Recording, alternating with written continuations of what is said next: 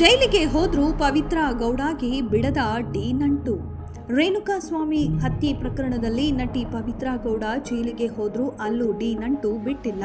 ಪವಿತ್ರ ಗೌಡ ಮತ್ತು ಕೆಲವು ಆರೋಪಿಗಳನ್ನ 14 ದಿನಗಳವರೆಗೆ ನ್ಯಾಯಾಂಗ ಬಂಧನಕ್ಕೆ ಕಳುಹಿಸಲಾಗಿದೆ. ಚಿತ್ರದುರ್ಗದ ರೇಣುಕಾಸ್ವಾಮಿ ಹತ್ಯೆ ಪ್ರಕರಣದಲ್ಲಿ ಪವಿತ್ರ ಗೌಡ A1 ಆರೋಪಿಯಾಗಿದ್ದಾರೆ.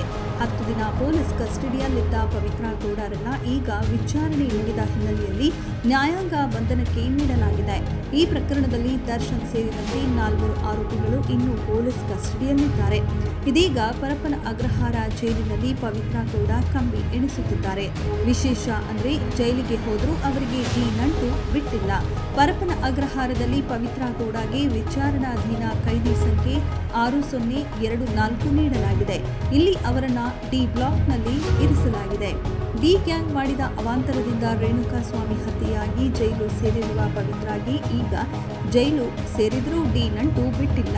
ಐಷಾರಾಮಿ ಜೀವನಕ್ಕೆ ಒಗ್ಗಿ ಹೋಗಿರುವ ಪವಿತ್ರ ಈಗ ಜೈಲಿನಲ್ಲಿ ಸರಿಯಾಗಿ ಊಟವಿಲ್ಲದೆ ನಿದ್ರೆ ಇಲ್ಲದೆ ಕಾಲ ಕಳೆಯುತ್ತಿದ್ದಾರೆ.